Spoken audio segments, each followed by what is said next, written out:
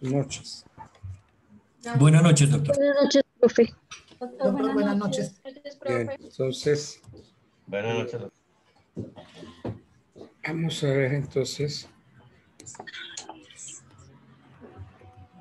¿Me quieren recordar los del grupo 1?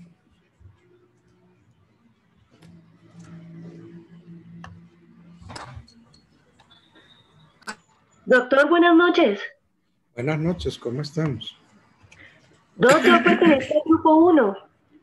A ver, entonces váyanme mencionando. Los que están ahí son los del grupo 1. Doctor, pero ¿me permite un momento? Doc, anoche quedamos en que la exposición comenzaba a partir de mañana, jueves 28. Nuestro parcial comienza a partir de mañana 28. Somos el primer grupo y comenzamos mañana. Entonces es mañana. Sí, doctor. Sí, señor. Correcto. Bueno, Sí, profe. bueno, porque yo con el otro curso ya hice el primer examen. Pero bueno, entonces empezamos. Sí, sí, señor, estábamos preparados para mañana, doctor. Bueno, sí, las normas de juego son para respetarlas. Entonces, Gracias, doctor. si dijimos que mañana, pues mañana. Mañana es 28, ¿no? Sí, señor. Bueno, entonces, miremos, así como hay la acción cambiaria, pues hay excepciones también que se llaman cambiarias. Entonces, acción cambiaria y excepciones cambiarias.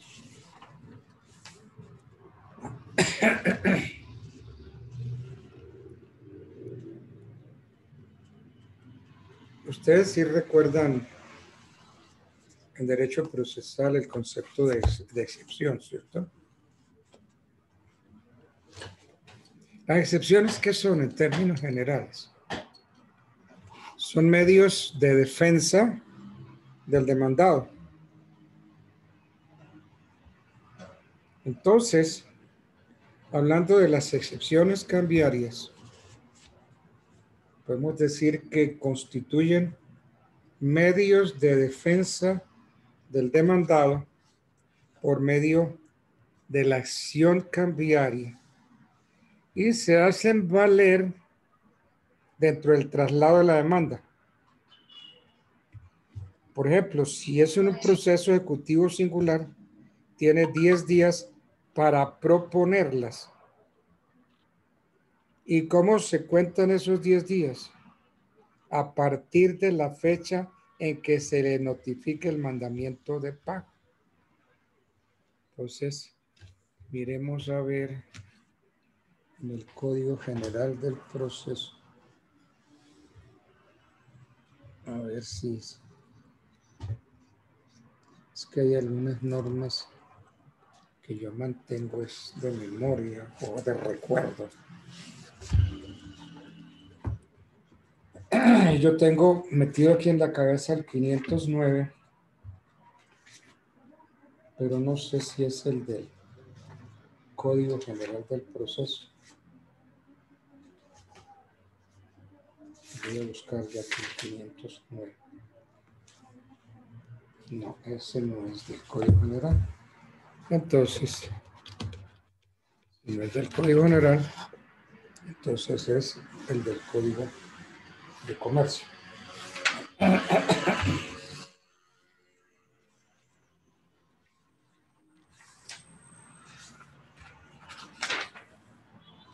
Vamos a ver.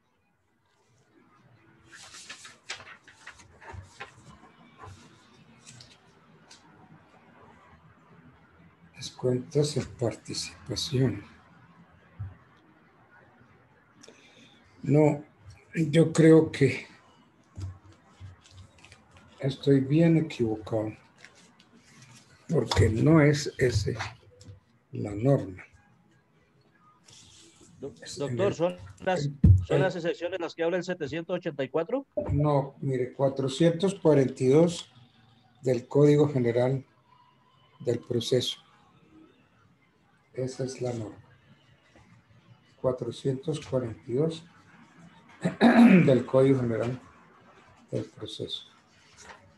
Busquemos el 442.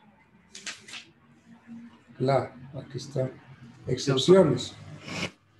La formulación de excepciones se someterá a las siguientes reglas. Dentro de los 10 días siguientes a la notificación del mandamiento ejecutivo, el demandado podrá proponer excepciones de mérito. Entonces, ¿qué son las excepciones cambiarias? Medios de defensa del demandado por medio de la acción cambiaria que debe hacer valer dentro del traslado de la demanda. Y si es en un proceso ejecutivo, como lo está diciendo el 442, tiene 10 días para proponerlas, contados a partir de la fecha en que se le notifique el mandamiento de pago. Entonces, ¿qué dice el 442? La formulación de excepciones se someterá a las siguientes reglas. Dentro de los 10 días siguientes a la notificación del mandamiento ejecutivo, o sea, el mandamiento de pago, el demandado podrá proponer excepciones de mérito. ¿Ok?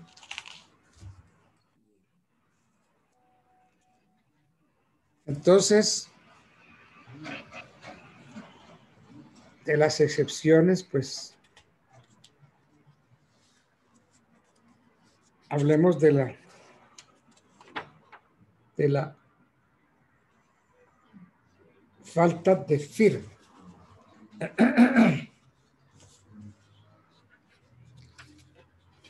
Nos trasladamos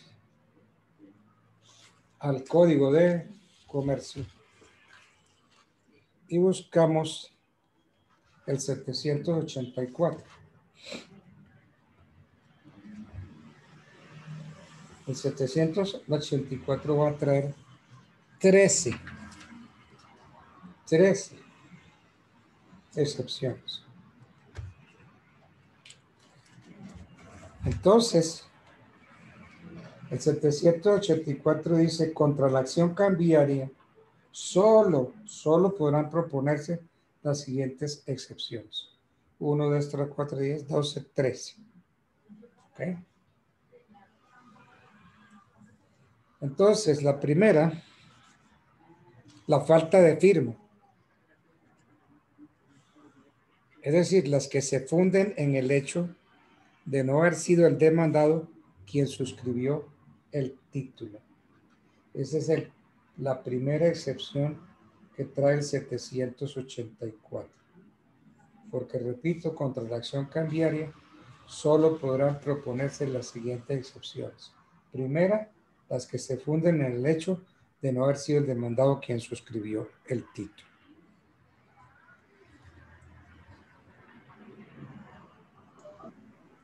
Es decir, estamos hablando de la falta de firma. La primera excepción que trae el 784. La firma, como se desprende del 625, 26 y 627, es el soporte de la obligación cambiaria.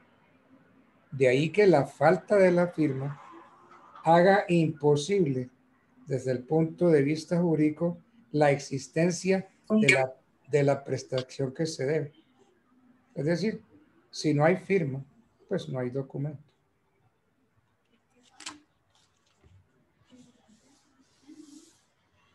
Por ejemplo, hay casos en que no fue firmado, en que la firma fue falsificada o hay homonimia, ¿no?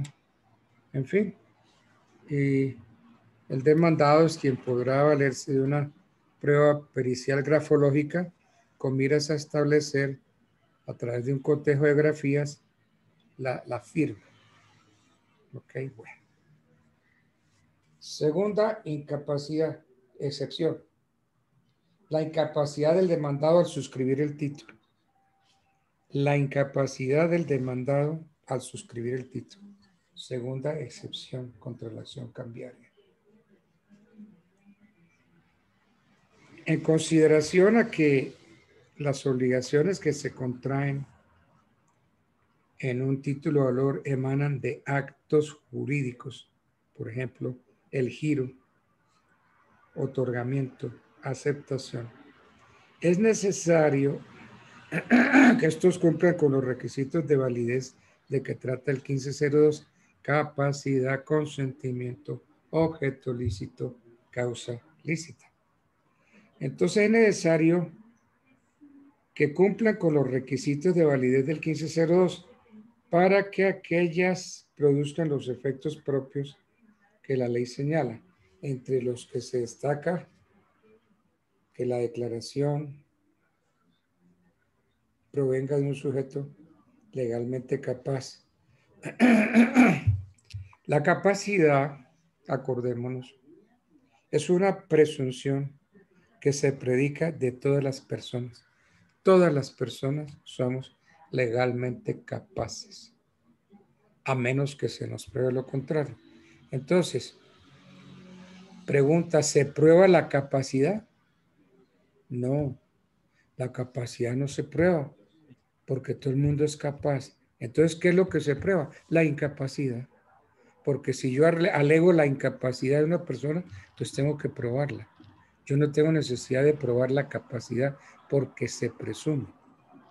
Es como una pregunta, perdónenme la expresión, que hacen en las fiscalías, no en todas, pero en algunas fiscalías. ¿Y usted cómo se presenta? Y entonces la pregunta ofende. ¿Cómo quiere que me presente? Yo soy inocente, me presento como inocente. ¿Por qué? Porque la inocencia es otra presunción. Todo el mundo se presume inocente hasta que el Estado le pruebe lo contrario. Entonces, la capacidad, la presunción, la capacidad es una presunción como es presunción la inocencia. Que son presunciones.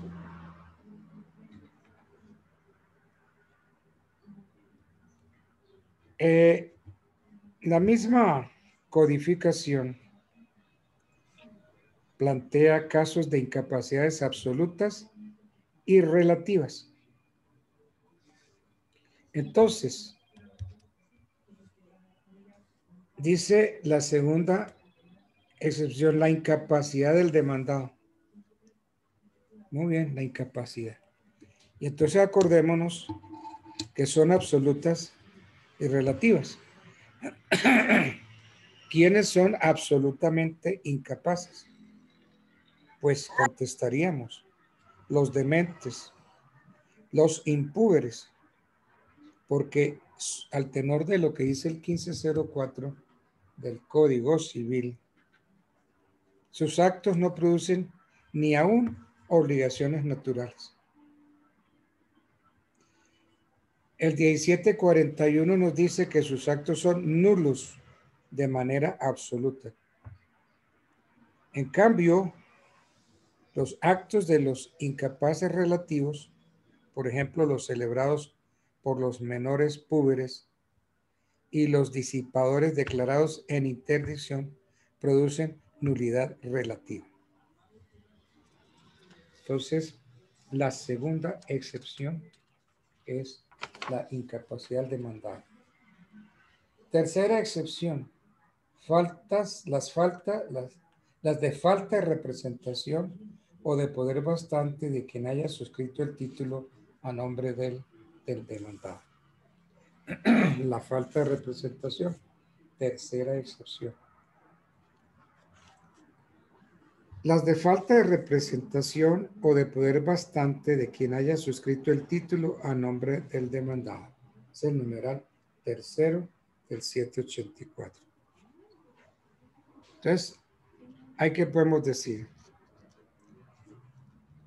La representación voluntaria es un acto unilateral por el cual una persona faculta a otra para celebrar en su nombre uno o varios negocios jurídicos. Miremos por aquí a ver qué dice el 832 del Código de Comercio. Habrá representación voluntaria cuando una persona faculte a otra para celebrar en su nombre uno o varios negocios jurídicos. El acto por medio del cual se otorga dicha facultad se llama apoderar y puede ir acompañado de otros negocios jurídicos.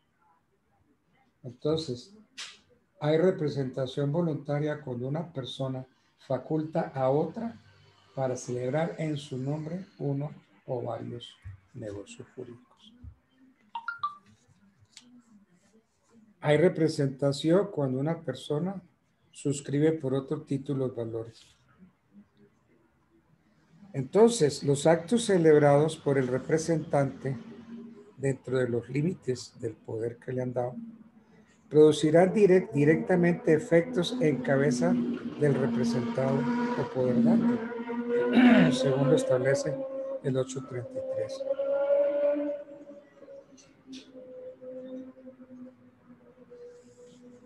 Ahora, dice la tercera excepción, la falta de representación o de poder bastante de quien haya suscrito el título a nombre del demandado. La falta de poder real o aparente obliga a quien suscribió el título a nombre de otro de manera personal. Repito, la falta de poder real o aparente obliga a quien suscribió el título a nombre de otro, lo obliga de manera personal. Pero la ratificación expresa o tácita transferirá a quien la hace las obligaciones del suscriptor a partir de la fecha de la suscripción. Por ejemplo, fulano firma un pagaré.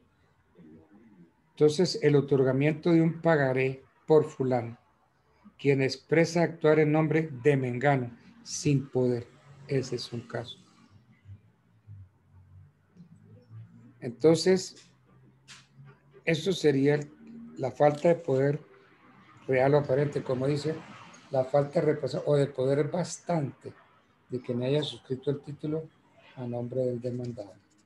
Esa es la tercera excepción. La cuarta excepción, las fundadas en la omisión de los requisitos que el título deba contener y que la ley no supla expresamente. La falta de los requisitos esenciales. Las fundadas en la omisión de los requisitos que el título deba contener y que la ley no supla expresamente. Uno de los requisitos para el ejercicio de la acción cambiaria es que el documento que presta mérito ejecutivo sea título valor. De ahí que los efectos de esta clase de documentos no se pueden aplicar a otros que no tienen esa calidad, que es justamente lo que pregona el artículo 620 del Código de Comercio. Vamos a ver qué dice el 620 del Código de Comercio.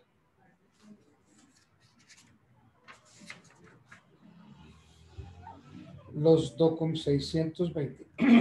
Los documentos y los actos a que se refiere este título solo producirán los efectos en él previstos cuando contengan las menciones y llenen los requisitos que la ley señale, salvo que ella los presuma. Entonces, repitiendo lo que dije, uno de los requisitos para el ejercicio de la acción cambiaria es que el documento que presta mérito ejecutivo sea título valor. De modo que los efectos de esta clase de documentos no se pueden aplicar a otros que no tengan esa calidad. Y eso es lo que pregona el 620. Entonces, la falta de los requisitos esenciales. Bueno,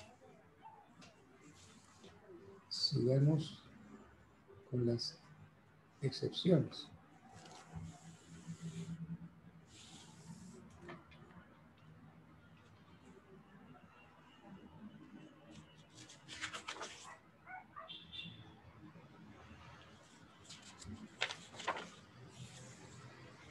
Vamos en el 784 del Código de Comercio.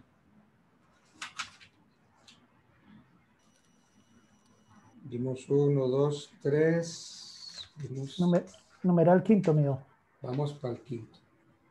La alteración del texto del título sin perjuicio de lo dispuesto respecto de los signatarios posteriores a la alteración. La alteración del texto. La alteración del texto sin perjuicio de lo dispuesto respecto de los signatarios posteriores a la alteración. ¿Qué sería la alteración? ¿O qué podemos entender por alteración? Pues yo diría que la alteración es el cambio que se le hace al contenido del documento. Puede ser parte o todo. Por ejemplo, cuando el derecho es por 100 y luego aparece por 1000. Hay alteración. O el vencimiento que era el 5 de agosto se modifica 5 de agosto del 2021 y aparece 5 de agosto del 2022. Bueno. Seguimos. Las relativas las relativas a la no negociabilidad del título. Doctor, buenas noches. Buenas noches. Las Doctor, para relativas... hacer una pregunta ahí en este numeral que usted nos explica, por ejemplo, también se daría...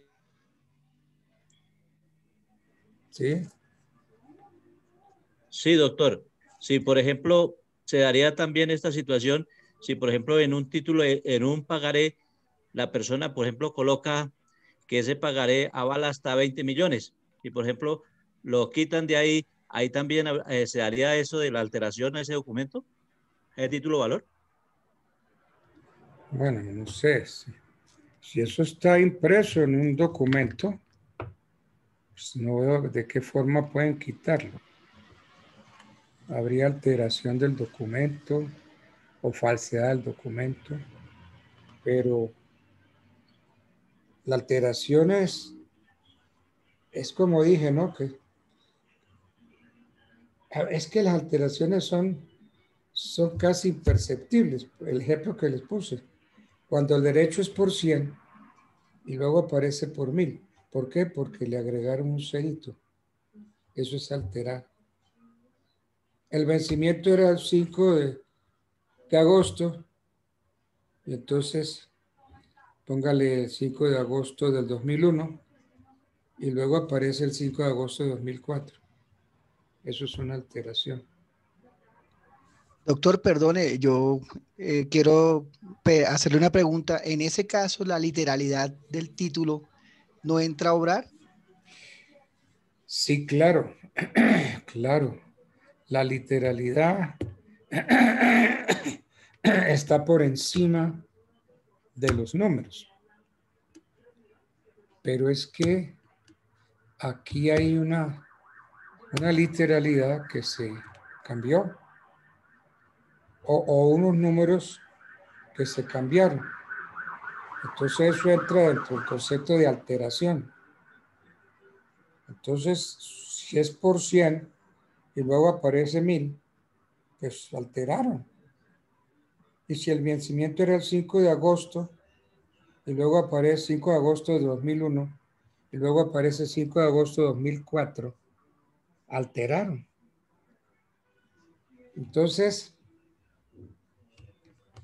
es necesario, diría yo, saber cuál era el contenido del documento al momento de haberse suscrito el título, porque según el 631, ese artículo precisa que cada suscriptor se obliga conforme al tenor literal que tenía el título al momento de la firma. Esto es, los signatarios anteriores se obligan conforme al texto original. Los posteriores se van a obligar de conformidad con el texto alterado. Entonces, es eso, ¿no? Que se cambia el texto, se altera. Pero recordemos lo que alguna vez enseñé yo, el 631 del Código de Comercio. En caso de alteración del título, en caso de alteración del texto de un título o valor, los signatarios anteriores se obligan conforme al texto original y los posteriores conforme al alterado. Se presume, salvo prueba contrario, que la suscripción ocurrió antes de la alteración. Bien. Porque es que no se puede cambiar ni la forma, ni el contenido, ni la forma de circulación de un título o valor. Entonces se alteró el texto y ya cambió todo. Otra excepción, la no negociabilidad. La sexta, las relativas a la no negociabilidad del título. Por disposición de la ley o porque se incorpore una cláusula de no negociabilidad, es obvio que se restringe la circulación, por ejemplo, de los cheques. Miremos el 715. ¿Qué nos dice?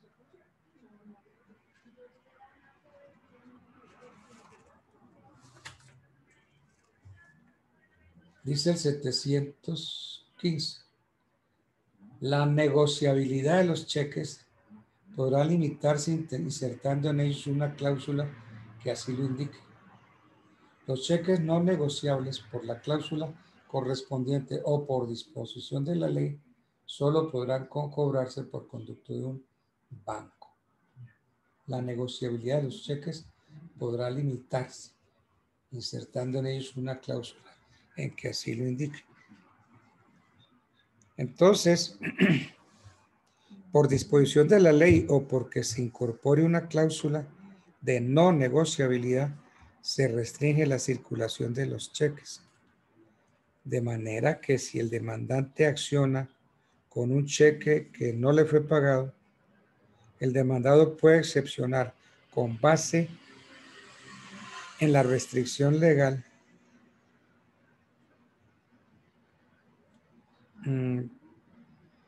puede excepcionar la no negociabilidad del título. Por ejemplo, un cheque librado por Perano a favor del departamento de Cundinamarca, endosado luego por su representante a Mengano, quien no puede obtener el pago del librado por tratarse de un ente público, que es el beneficiario del título, no lo puede cobrar. Entonces, Mengano demanda cambiariamente al librador, quien propone esta excepción, que por tratarse de un cheque fiscal, solo podía pagarse a la entidad oficial. Entonces, ese es un caso de no negociabilidad del título. La no negociabilidad. Vienen las quitas. Séptimo, las que se funden en quitas o en pago total o parcial siempre que consten en el título. Las quitas que consten en el título. La quita, que también conocemos como remisión. La quita o remisión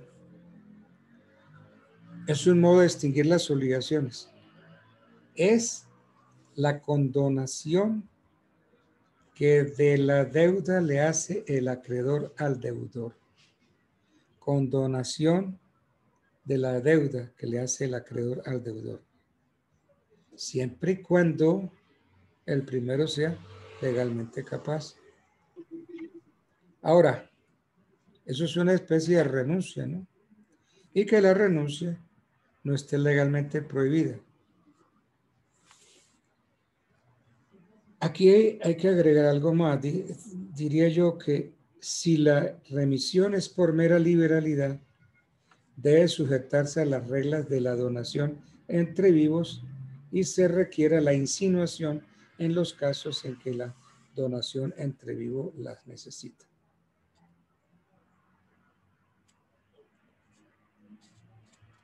La proposición de esta excepción, las quitas, para que esté llamada a prosperar, requiere que la manifestación de la voluntad del tenedor, el tenedor del título, se exprese en el título, como por ejemplo que diga condono esta deuda y la firma. Pero nada impide que la remisión sea por todo o parte de la deuda. Bueno. El pago. Las que se funden, la octava, las que se funden en la consignación del importe del título conforme a la ley o en el depósito del mismo importe hecho en los términos de este título. Las que se funden en la consignación del importe del título. Eso es pago. ¿Por qué? Porque pago y pago efectivo, como se ve en la teoría de las obligaciones, artículo 16-26, el pago efectivo es la prestación de lo que se debe. O, visto de otra manera, es el cumplimiento de la prestación. Entonces, el procedimiento, cuando se producen los títulos valores, según el 624, es que una vez que se haga el pago, si es por el total, deberá ser entregado a quien lo pague, a menos que el pago sea parcial o solo de los derechos accesorios. Por ejemplo, intereses remuneratorios. En este evento, el tenedor anota el pago parcial en el título y extenderá por separado el recibo correspondiente. Entonces, esta excepción, diría yo, de pago, es procedente siempre y cuando el modo extintivo se haga constar en el documento. Si el pago no consta en el título, si el pago no consta en el título, esta excepción del numeral séptimo no está llamada a prosperar por la necesidad de que conste en él, pero no significa que no se pueda proponer porque existe la posibilidad de que se le proponga al demandante que recibió el pago, pero como excepción de carácter personal. Eso sería el pago. La consignación, que es la 9. Las que se funden en la cancelación judicial del título con orden judicial de suspender su pago. Las que se funden en la cancelación judicial del título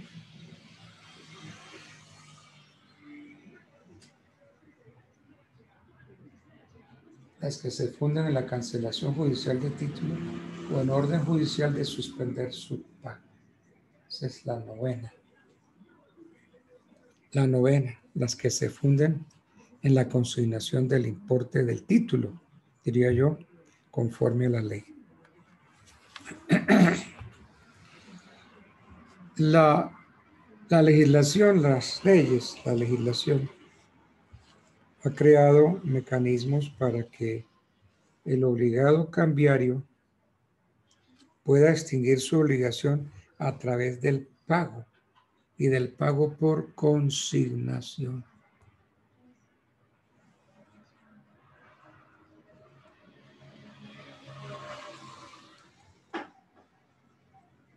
Entonces,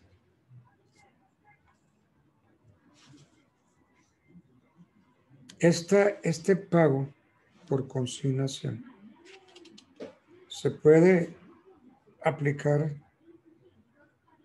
a la letra, al pagaré, al bono de prenda, etc. Con relación al cheque, no hay una remisión expresa, pero por analogía se le puede aplicar el mismo procedimiento por consignación.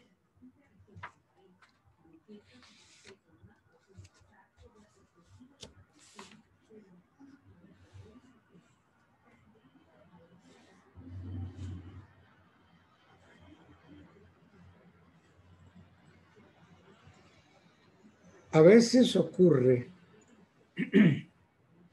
si esto ocurre con alguna frecuencia, que por alguna circunstancia el obligado no pueda hacer la consignación prevista del 696. 696. ¿Qué dice el 696?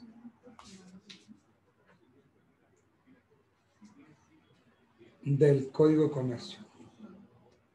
Si vencida la letra, esta no se presenta para su cobro dentro de los términos previstos en el 691, cualquier obligado podrá depositar el importe de la misma en un banco autorizado legalmente para recibir depósitos judiciales, que funcione en el lugar donde debe hacerse el pago a expensas y riesgos del tenedor y sin obligación de dar aviso a este.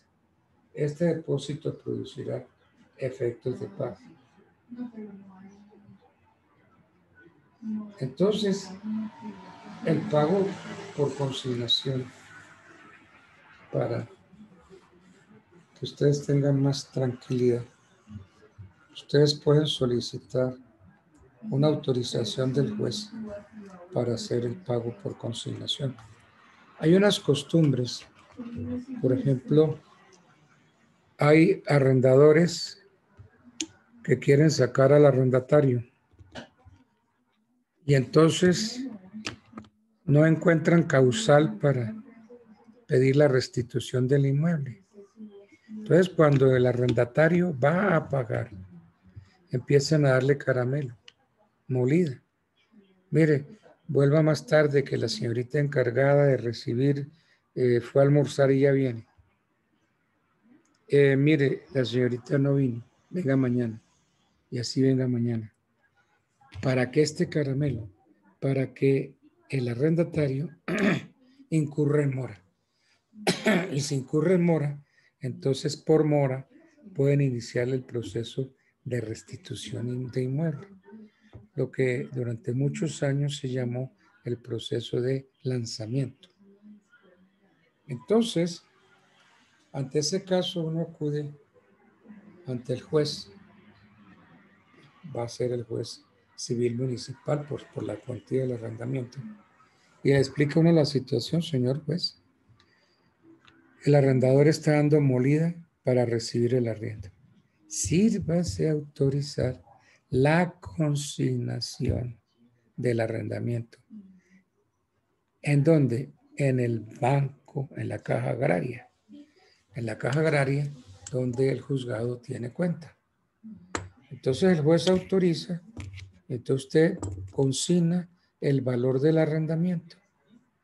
Y entonces el juzgado le notifica al arrendador y le dice que puede pasar por el juzgado a reclamar el título mediante el cual en la caja agraria le pagan el arrendamiento del mes de enero, por ejemplo. Entonces eso es pago por consignación.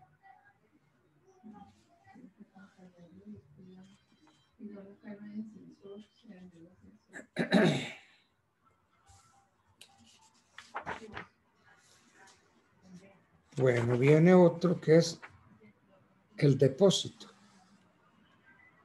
Las que se funden en el depósito del mismo importe hecho en los términos de este título. Las que se funden en la consignación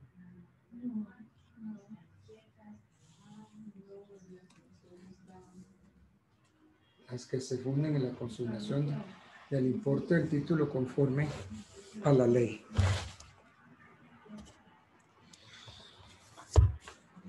Va a ser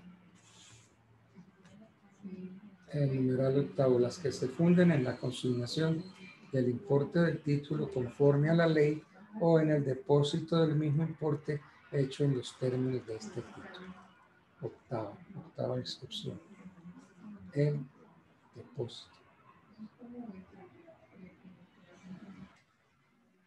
En el proceso de cancelación de un título valora la orden por extravío, hurto, destrucción total.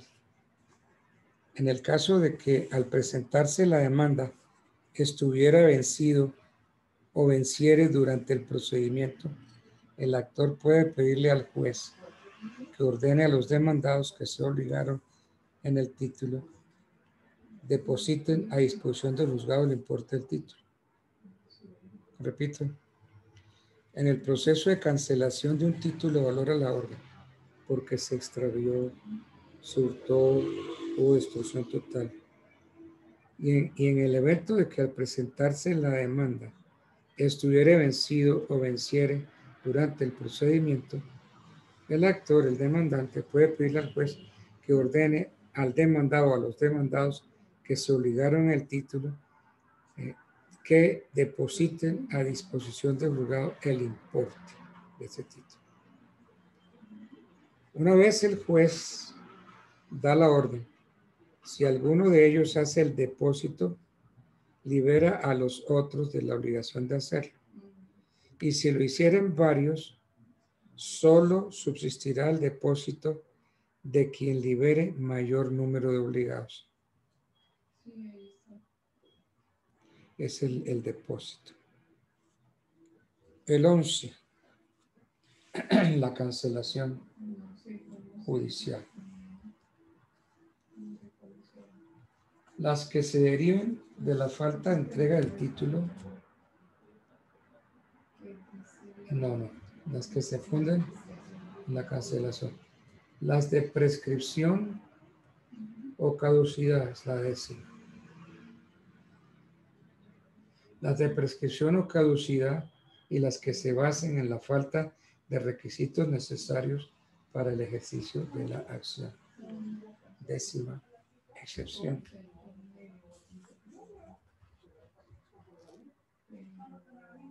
Entonces,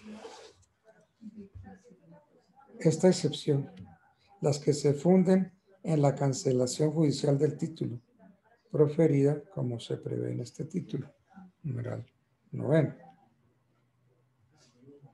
Una vez en firme la sentencia que ordene cancelar,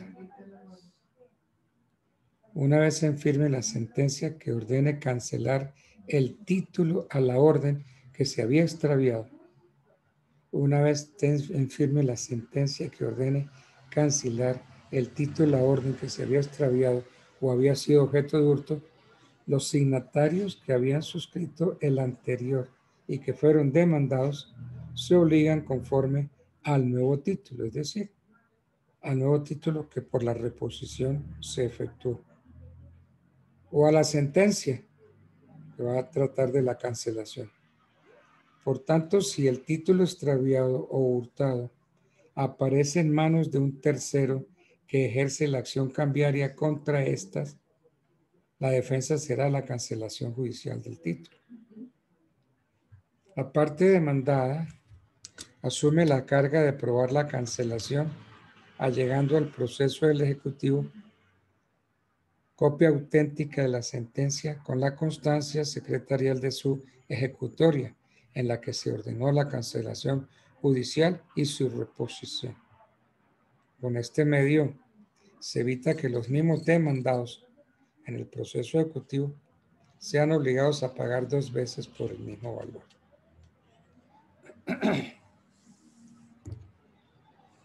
Doce.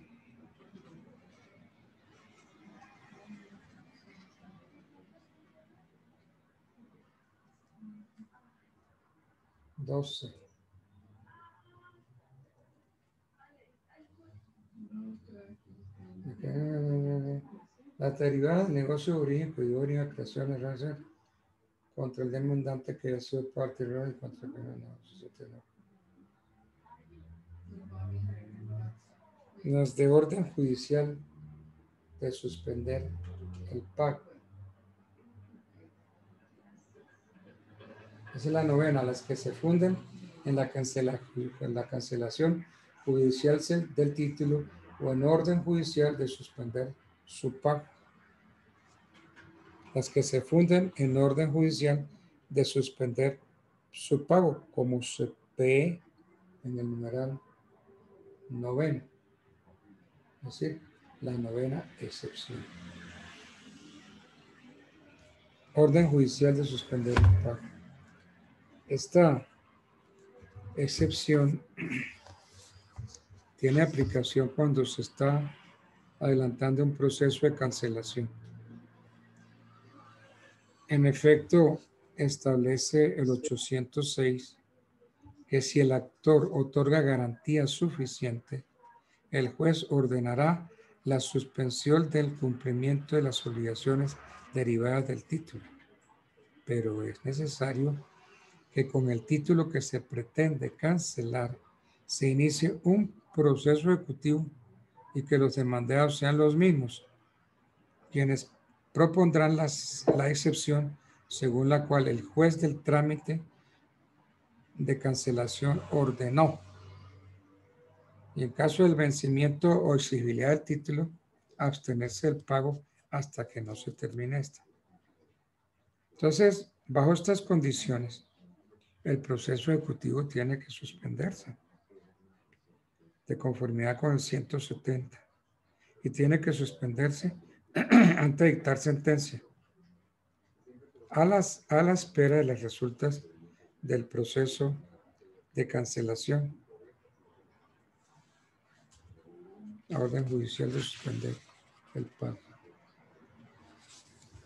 La falta de los requisitos necesarios para el ejercicio de la acción.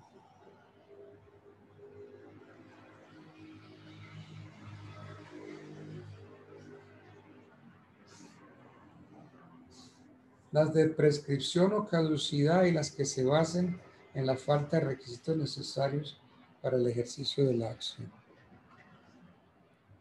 O sea, las que se basan en la falta de requisitos necesarios para el ejercicio de la acción.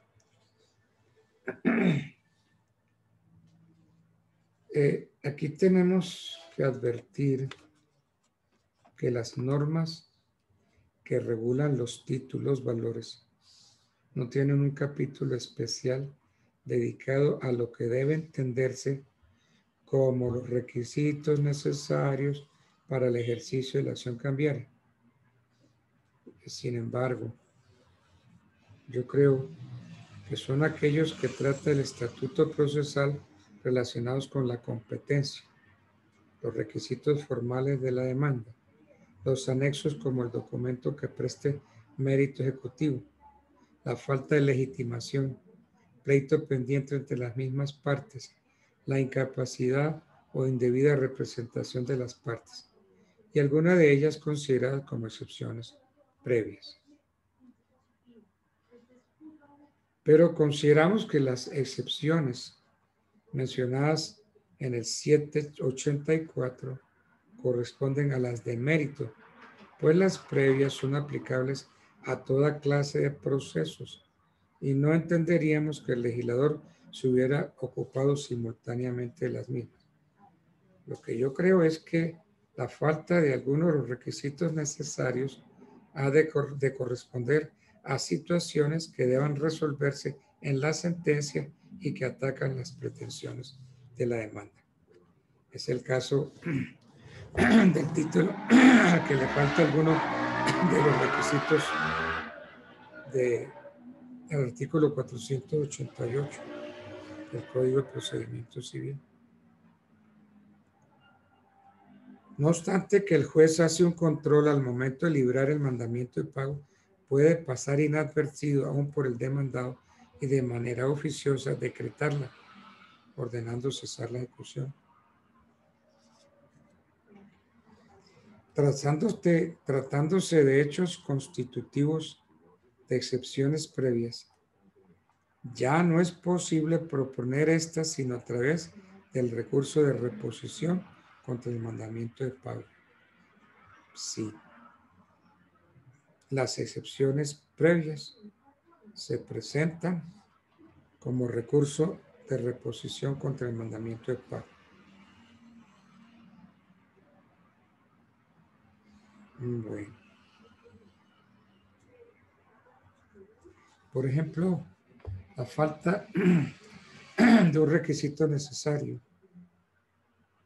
Yo diría que la falta del protesto en los casos que es obligatorio corresponde a uno de los requisitos necesarios. Pero, por otro lado, la sanción a esta omisión del protesto, lo mismo que la omisión de la presentación para su pago. La sanción es la caducidad. Y la caducidad es otra de las excepciones que el demandado puede proponer. Entonces, según el numeral 10 de las excepciones que trae el 784, prescripción, caducidad, etcétera, etcétera, se pueden proponer las excepciones de caducidad y de prescripción que por su importancia y complejidad la hemos tratado en capítulos independientes. Caducidad y prescripción se pueden proponer como excepciones. La falta de entrega del título.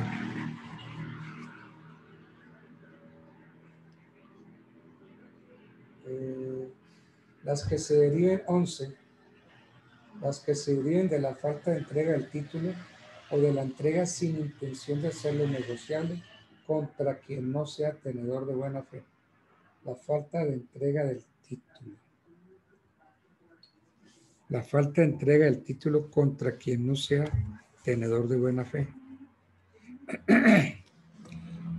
Es la disposición citada. Exige la presencia de dos requisitos. Uno es la falta de entrega y la mala fe.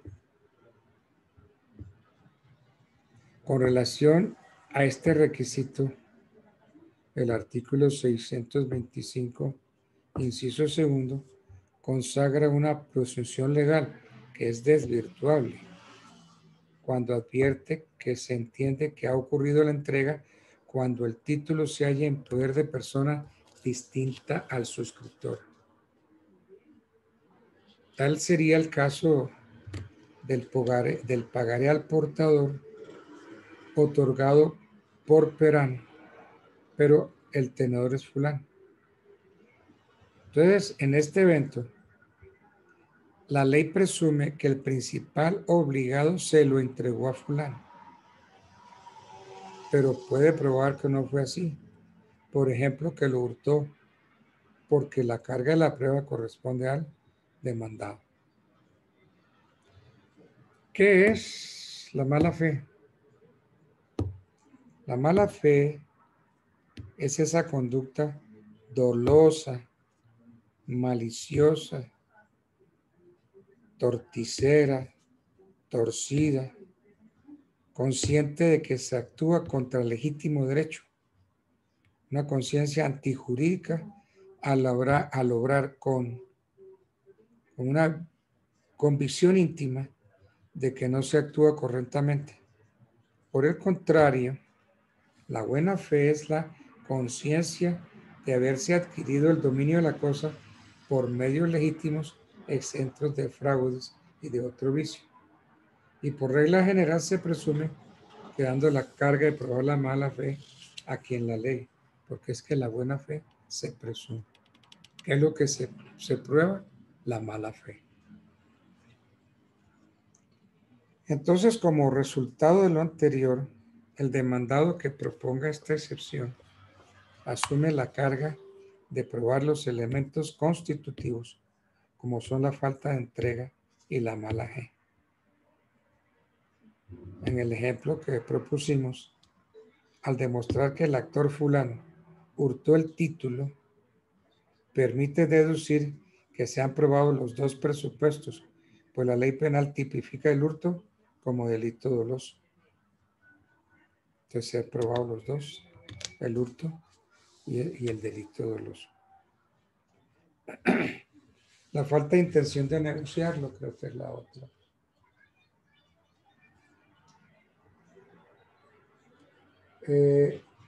La número 11. Las que se deriven de la falta de entrega del título o de la entrega sin intención de hacerlo negociable contra quien no sea tenedor de buena fe. Entonces, las que se deriven de la entrega sin intención de hacerlo negociable contra quien no sea tenedor de buena fe. La diferencia, con excepciones anteriores, es que en esta sí se produce la entrega del documento por el obligado, pero la intención en el momento no es precisamente como consecuencia de una causa válida para que el título circule y puede ser entonces cobrado por su tenedor. Por ejemplo, el cheque librado por el representante de una compañía. El cheque librado por el representante de una compañía para pagar al proveedor por una mercancía recibida es entregado a la secretaria con el propósito de que lo guarde. Si la funcionaria lo presenta al banco y no le es pagado porque no hay fondos y luego ejerce la acción cambiaria, el librador deberá probar no ya la entrega, porque ésta se presume, sino que al entregar el instrumento, su intención era de que lo guardara, y la mala fe de la empleada con declaración de terceros de parte o con documentos. Por ejemplo, que le permitan al juez tener la condición de la intención que tuvo el suscriptor al momento de la entrega del mismo. ¿Okay? Las del negocio jurídico, las derivadas del negocio jurídico que dio origen a la creación o transferencia del título contra el demandante que haya sido parte en el respectivo negocio. Las del negocio jurídico. Cuando se trata el tema de los principios, la posibilidad de que se pueda proponer esta excepción hace nugatoria la pretendida autonomía de los títulos valores.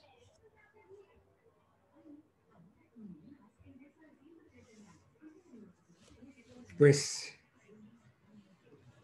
se pueden presentar causas en el negocio o en la relación subyacente. Por ejemplo, como la falta de los requisitos de existencia y validez, el incumplimiento contractual o los vicios ocultos sirven de medio exceptivo por el demandado. Por ejemplo, el caso de una compraventa sobre un inmueble y un inmueble embargado. Se vende un inmueble embargado, pero la escritura pública no se pudo registrar. y en el que el comprador, en una letra de cambio, se obligó a pagar el precio.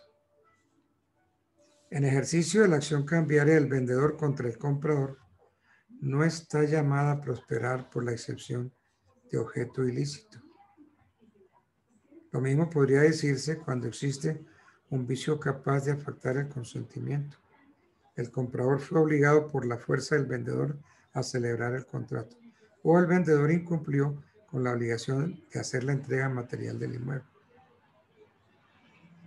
Entonces, la finalidad perseguida por el legislador, por razones de justicia y de economía procesal, es evitar que el actor salga avante en su pretensión cuando existen razones de peso imputables a él, pero siempre y cuando exista identidad de partes, esto es, que las partes del negocio subyacente sean las mismas del proceso ejecutivo.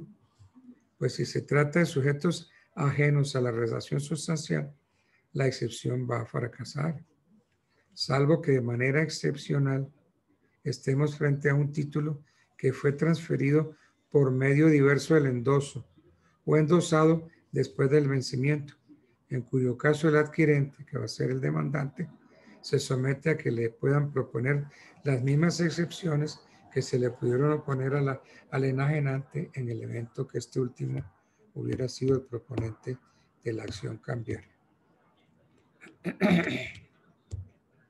Bueno.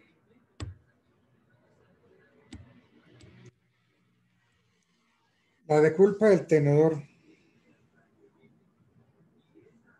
La de culpa del tenedor contra cualquier otro demandante que no sea tenedor de buena fe, exenta de culpa.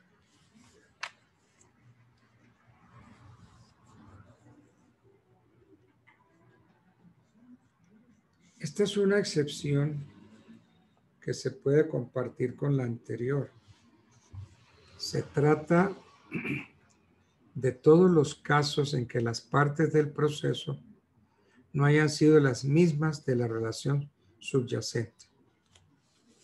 La norma objeto de este estudio exige de cualquier tenedor una conducta prudente al momento de recibir el título.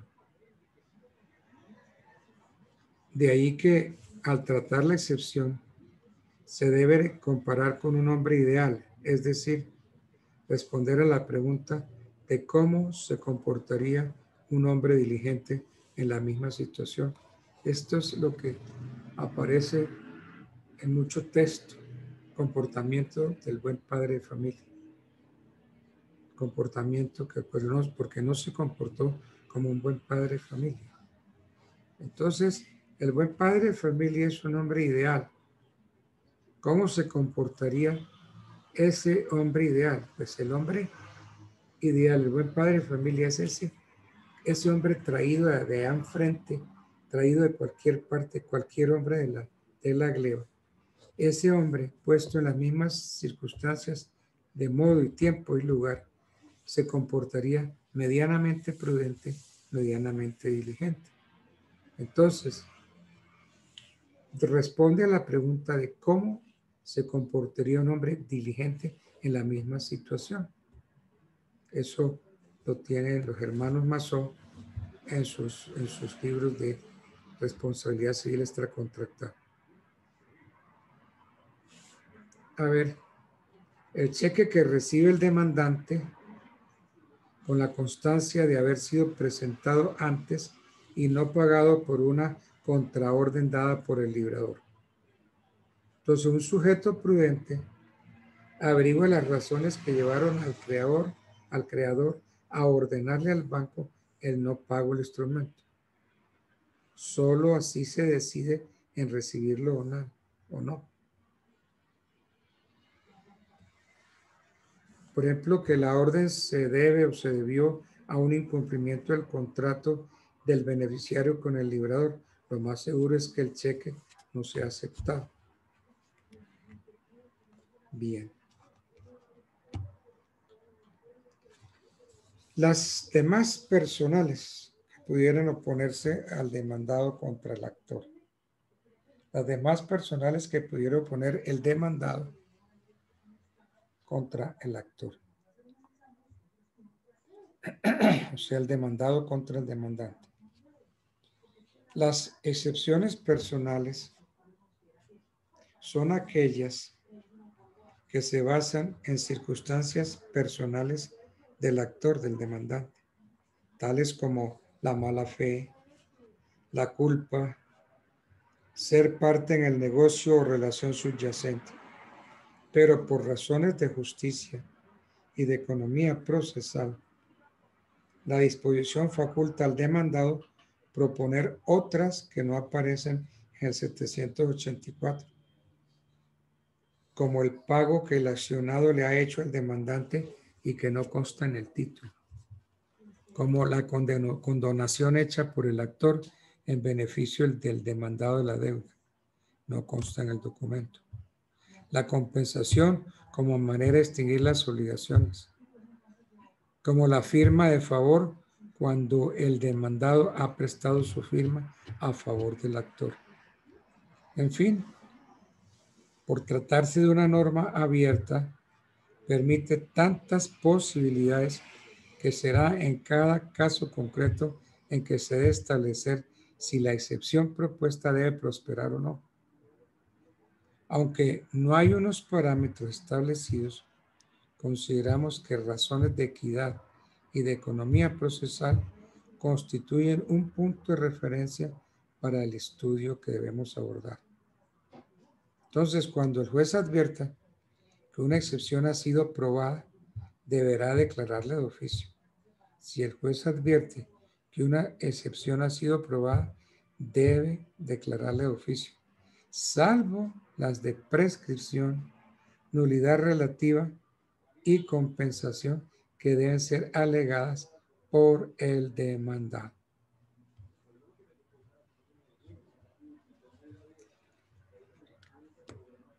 Hay otras excepciones de carácter legal y son excepciones también de carácter real. La caducidad, por ejemplo. La caducidad hemos dicho que se presenta cuando el título no es presentado en tiempo para su pago. Y la segunda, presentado en tiempo para su pago, este no se paga. Entonces ya sería el protesto. El protesto. Si el cheque no me lo paga, debo protestarlo. Si lo presenté en tiempo para su pago y no me lo paga, lo que sigue es el protesto. Entonces la caducidad que se presenta cuando el instrumento no fue presentado en tiempo para su pago y no fue protestado en tiempo. La caducidad es una excepción cambiaria. Excepción cambiaria. Pero se estudia de forma diferente, de forma apartada. Se estudia la caducidad por un lado y la prescripción por otro.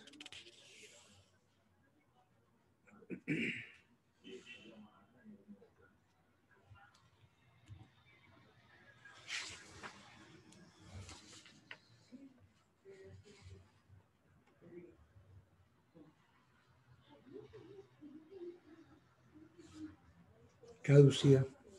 ¿Cuáles serían las causas de caducidad? Yo diría que son 3. Por no haber sido presentado el título en tiempo para su aceptación. O sea, 15 días contados a partir de la emisión, de la creación del título. En esos 15 días se debe presentar el título para su pago. Es decir, toca ir al banco para que me lo paguen.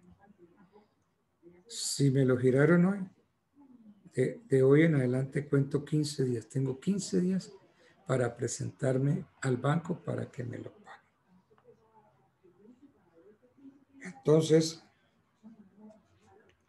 por no haber sido presentado el título en tiempo para su aceptación, por no haber sido presentado el título en tiempo para su pago y por no haber levantado el protesto conforme a la ley. Esas son las causas de la caducidad. Son dos. Porque no se presentó el pago, el cheque a tiempo. No se presentó para su pago en el banco a tiempo.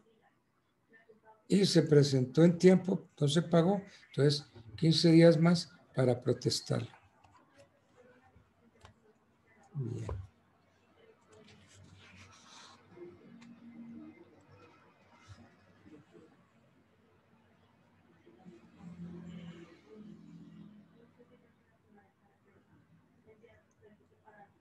Por la remisión que hace el 711 a las disposiciones de la letra. Miremos el 711. A ver qué nos dice.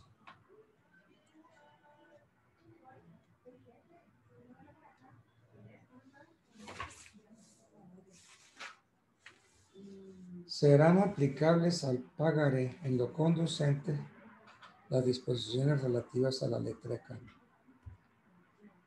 Remisión normativa. Serán aplicables al pagaré las disposiciones relativas a la letra de cambio.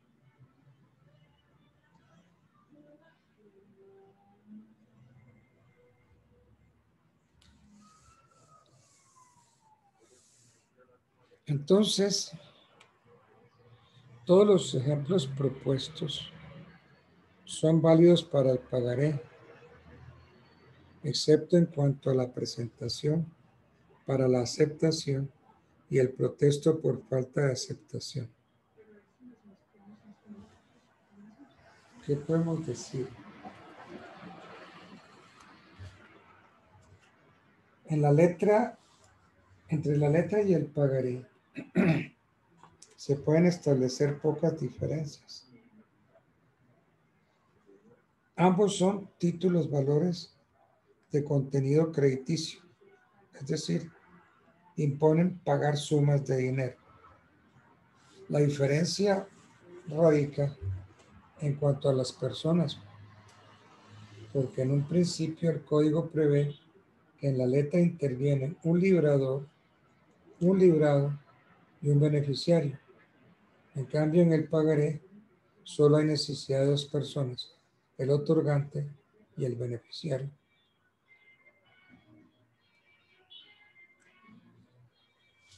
Pero esta diferencia de verdad que se está perdiendo en la medida en que la ley permite la presencia de letras giradas a cargo del mismo emisor o a favor del mismo, con lo que las tres personas se reducen a dos. Otra diferencia radica en que el pagaré es una promesa, en cambio la letra es una orden. En la letra, quien emite manda a otro a pagar. En el pagaré no sucede así, porque la persona que lo otorga se compromete a pagar directamente. Y habría otras diferencias.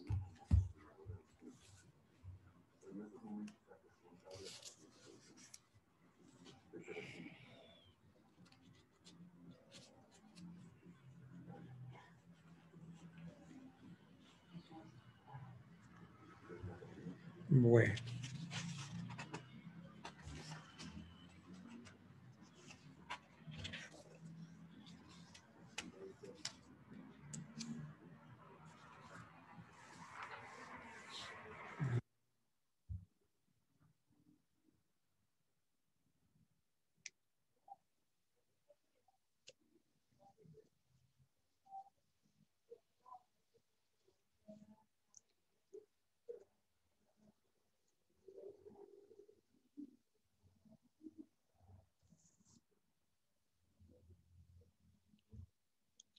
Bueno, ¿qué más?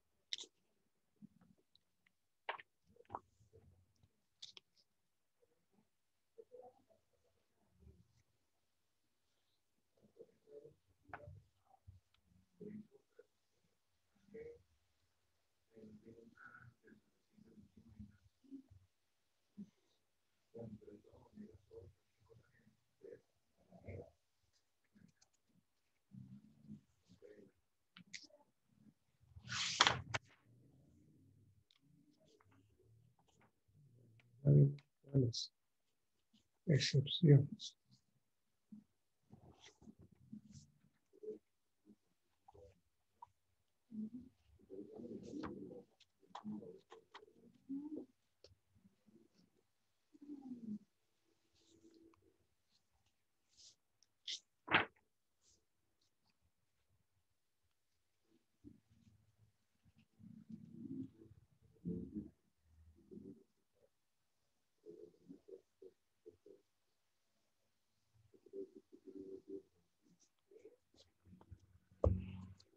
Muchas veces ve uno en las sentencias, especialmente en las de casación, expresiones como el jus variandi, el jus variandi.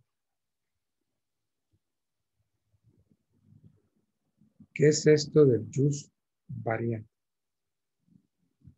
Esto es una locución latina que corresponde al derecho de variar o facultad de modificar.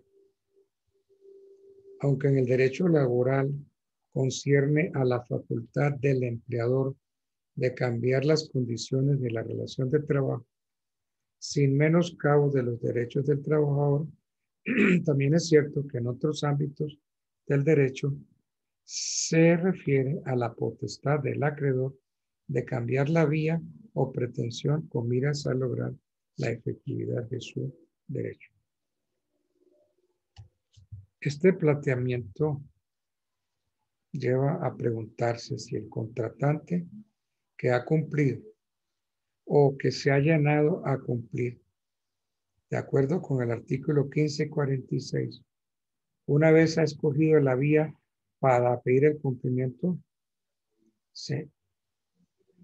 Porque es que, mire, acuérdense que el 1546 dice que ante el incumplimiento usted puede irse por la vía de resolución o la vía del cumplimiento. Si el contrato no me lo cumplió, entonces yo puedo pedir la resolución o el cumplimiento según el 1546. Y eso es lo que se ha denominado condición resolutoria tácita. Entonces, usted puede escoger o entre el cumplimiento o la resolución.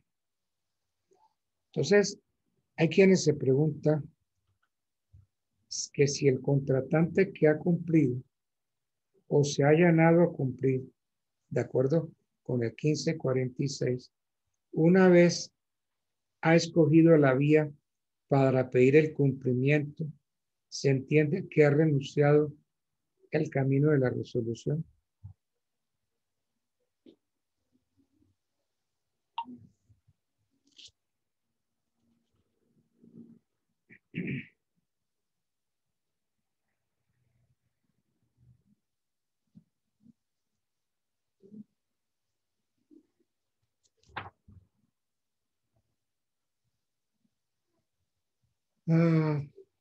Entonces,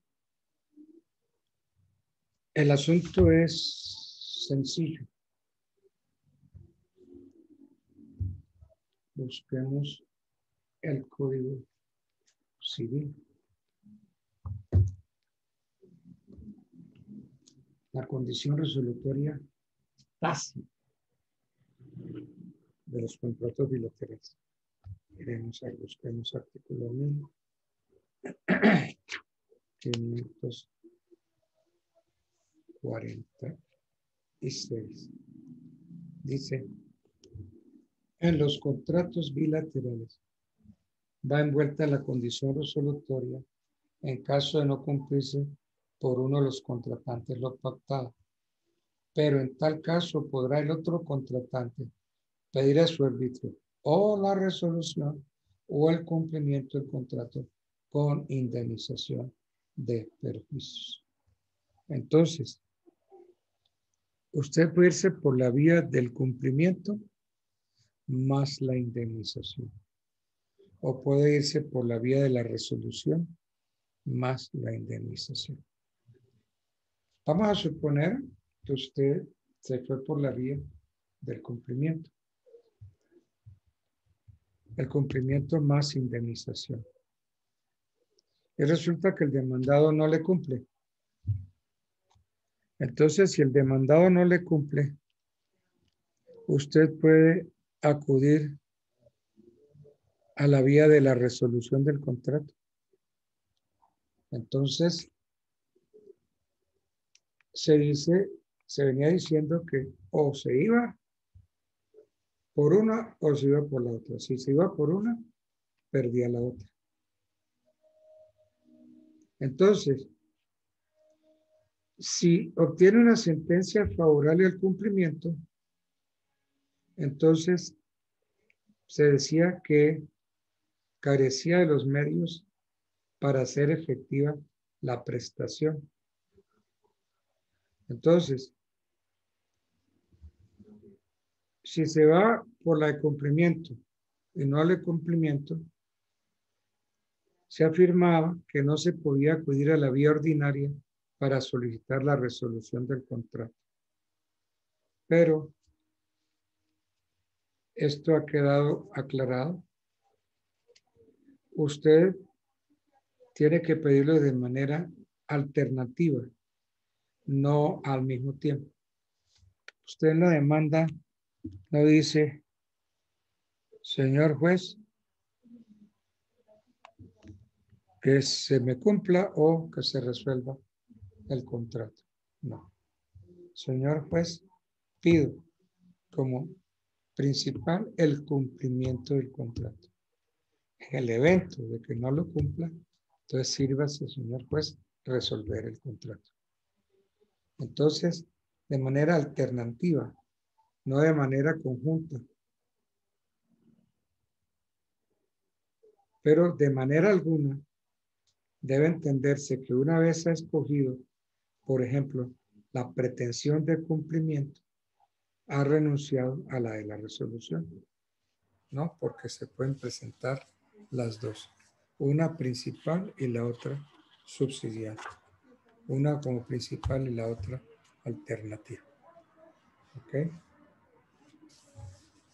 Bueno, entonces falta ya un cuarto. Estamos en toque de queda.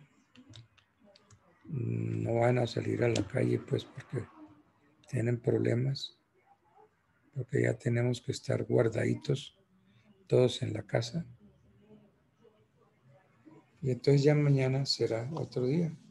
Y mañana entonces sí procederemos a hacer la evaluación. Me place saludarlos. Que pasen ustedes una feliz noche. Gracias, mi doctor. Buenas noches. Gracias, doctor. Buenas noches.